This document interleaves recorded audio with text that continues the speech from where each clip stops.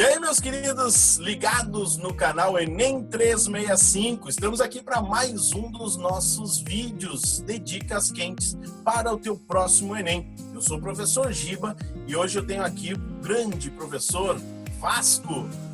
Tudo bem, Vasco? Salve, galera, tudo tranquilo? Tudo beleza, Giba? Tudo tranquilo. Que bom!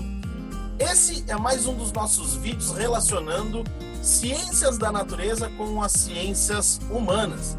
Se você ainda não assistiu o vídeo dos microclimas, que é o primeiro vídeo dessa série, curte, tá aqui nos cards, assiste porque tá muito bom mesmo. E hoje o assunto é inversão térmica, um dos assuntos mais cobrados em prova, e a gente já vai falar logo depois da nossa vinheta. Toca aí!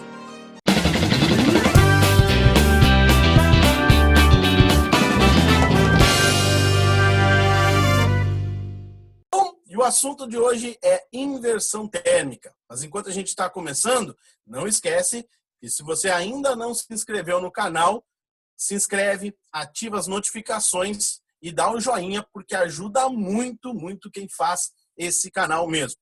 Tá certo? Como eu disse, hoje o assunto é um dos mais cobrados em prova, um fenômeno natural. Sim, ele é um fenômeno natural, ocorre em muitas cidades do mundo, mas é um fenômeno de curta duração e com algumas relações bem interessantes que podem cair tanto na nossa prova de ciências da natureza quanto na nossa prova de ciências humanas, já que é uma relação aí das condições do ar atmosférico com a questão ambiental. A inversão térmica é um fenômeno natural. Sim, ela é um fenômeno natural potencializado nas grandes cidades. E aí, eu pergunto para ti, Vasco, pela lógica da física, o que é uma condição normal? Para que a gente tenha a inversão, a gente precisa ter a condição normal. E sempre que a gente fala na condição normal da atmosfera, vem uma palavra que na física é comum, mas que na geografia não é tanto, que é convecção. Então, Vasco, o que é a condição normal do fluxo atmosférico? Giba, quando a gente fala em convecção, é sempre bom a gente lembrar que a convecção dá origem aos ventos. E a convecção ela não ocorre só nos gases, no ar da atmosfera, ocorre nos líquidos também, né? Giba, aqui no sul a gente costuma usar para esquentar a água do mate, né? A gente usa o rabo quente. Tem usado bastante? Então vale mais, meus tempos de universidade.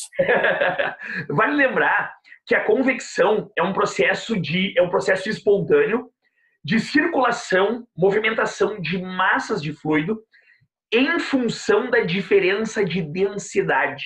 Olha só que viagem, Giba. A gente fala nisso, movimento de massas de fluido por diferença de densidade, mas a gente está falando em temperatura, né?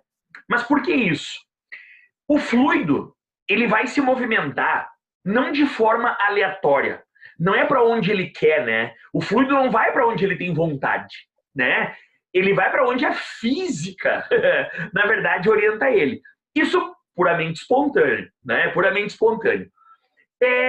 O fluido, vamos pensar aqui no ar, já que a gente vai falar em inversão térmica. Quando a gente fala em movimento do ar, a gente tem movimento do ar quente de subida e o movimento do ar frio de descida. Por que isso? Quando uma massa de... Quando esquenta, o negócio sobe. Quando esfria, o negócio desce. Exato. Aprendi isso nas minhas aulas de física e, obviamente, que isso... Não era tu, Vasco? Não. Não era o Vasco, mas alguém me falou isso. Convecção é simples. O negócio, quando esquenta, sobe. Quando esfria, desce. Exato, né? Mas apenas nos materiais fluidos, né, Vasco? Exato. Vamos focar para fluido. E aí, Giba? E aí o ar quente, então a tendência dele é subir, porque quando essa massa de fluido ela aumenta de temperatura, automaticamente as moléculas se afastam umas das outras. E esse aumento de volume acaba provocando uma redução de densidade. Então, o fluido quente, por ser menos denso, ele acaba subindo.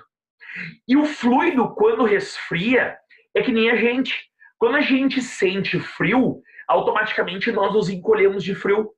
E o fluido, quando ele resfria, as moléculas se aproximam umas das outras.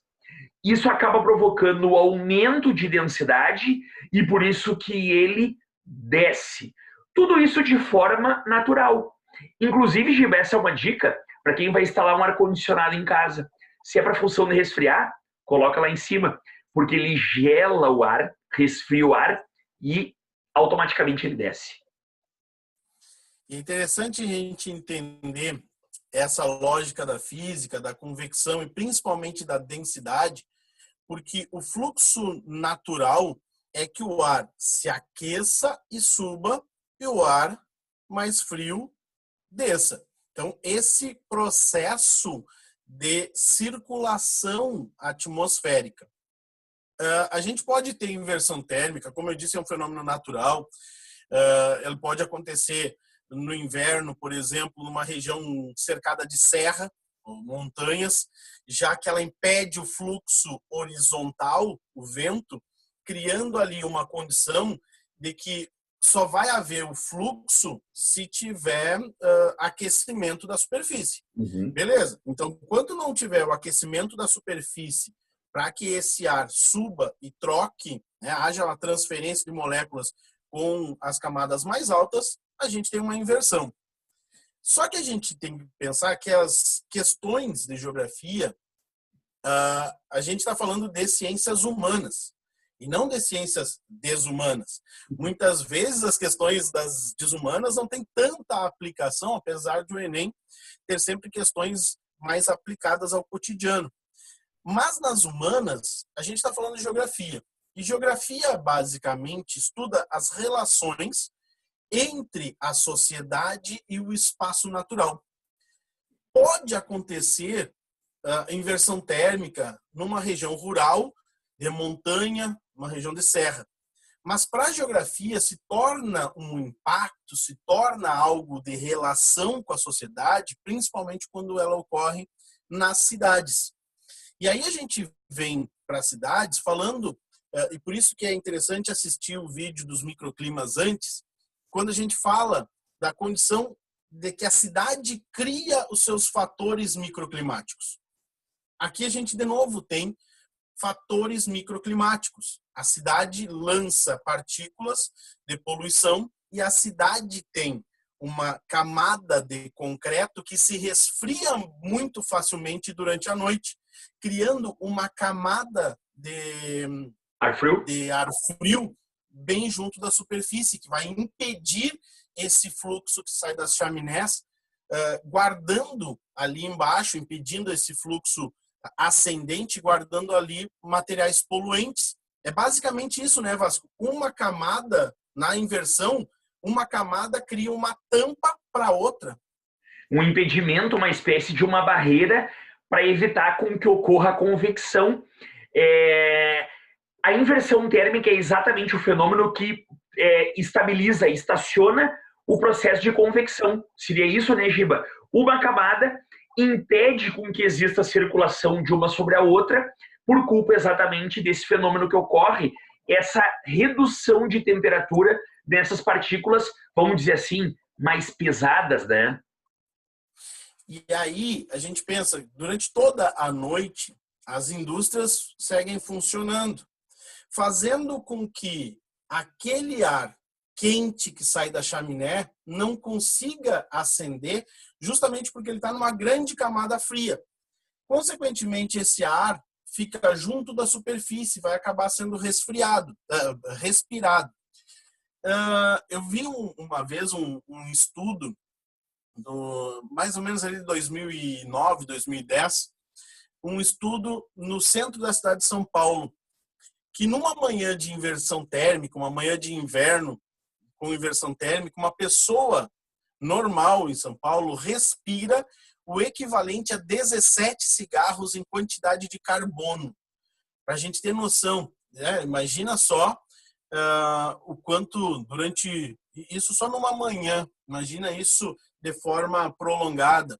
Se a gente pensar, por exemplo, o inverno londrino, tradicionalmente o inverno londrino extremamente fechado, nublado, e isso na Revolução Industrial gerou inclusive uma das bases para a teoria as teorias biológicas do Darwin, por exemplo, lá das mariposas escuras e das mariposas claras.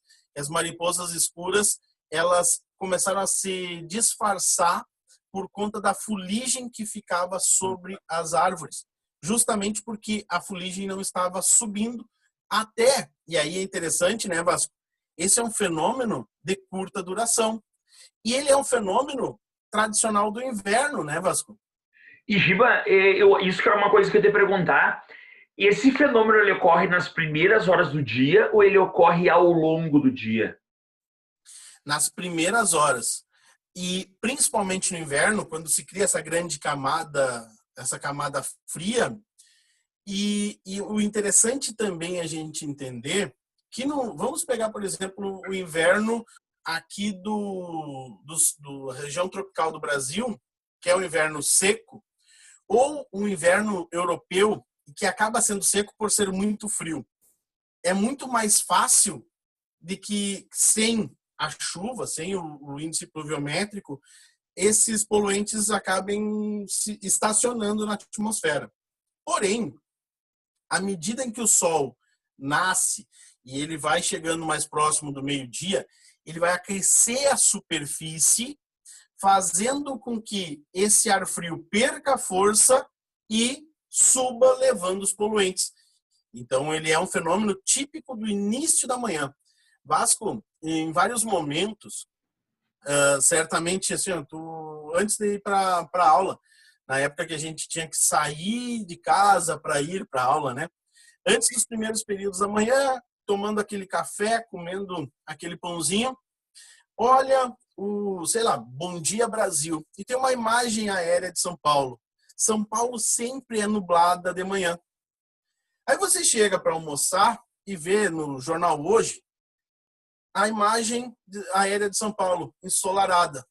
Será que era nebulosidade ou era a concentração de poluentes que não conseguia subir por conta do resfriamento? Era isso. Tipo, eu tô até com vontade de fazer Enem de novo, porque olha, se fosse na minha época que eu tivesse, se na minha época eu fiz vestibular e tivesse essas dicas, eu tinha explodido em geografia. Confesso, tinha sido outra coisa. Os meus alunos, todo o primeiro dia, sempre que eu começo uma nova turma, eu falo uma coisa que vai me acompanhar durante o curso inteiro. Se pensar, fica mais fácil. Sempre que a gente pensa, fica mais fácil. Quando a gente deixa de engavetar, porque a gente tem muitas vezes esse conhecimento segmentado, muito sectarizado, e em compartimentos. Eu aprendi na aula de física, eu aprendi na aula de história, eu aprendi na aula de geografia. Mas se a gente pensar que a nossa cabeça não tem compartimentos, uma coisa que eu aprendo na aula do professor Vasco pode ser usada numa prova que no gabarito é de geografia ou de história, mas eu tenho esse conhecimento desde que eu pense aquilo ali. Eu acho que o mais importante no Enem é a gente pensar, é a gente aplicar e a gente perceber que esse conhecimento da convecção, da densidade, da poluição, da indústria, ele já estava na nossa cabeça o tempo todo, né, Vasco? Exato. Eu fiquei tão incentivado assim com esse conhecimento construído agora que eu acho até que eu vou me inscrever nesse canal aqui. Eu acho que seria interessante. Se inscreve. Eu estou pedindo também para você que nos assiste, se inscreva. Vasco, a gente tem em vários vídeos muita gente que nos assiste, a gente consegue ver as métricas, muita gente que assiste a todos os nossos vídeos que ainda não é inscrito. Se inscrever no canal sempre ajuda muito a quem produz o material. Além disso, comente. A gente está fazendo essa série de assuntos que se complementam, assuntos que trabalham juntos, e eu quero saber de você. Tá legal essa série? Tá bacana? Tem alguma dica? Mande aqui nos comentários ou nas nossas redes sociais. Tá certo? Era isso então, Vasco. Feito o Brick, Giba. Valeu, parceria aí. Quando precisar de mim, é só chamar. estamos aqui. Esse foi mais um vídeo da nossa série Natureza e Humanas Tem Tudo a Ver. Criei o nome agora da série. Tchau, tchau. Até o próximo vídeo. Fomos!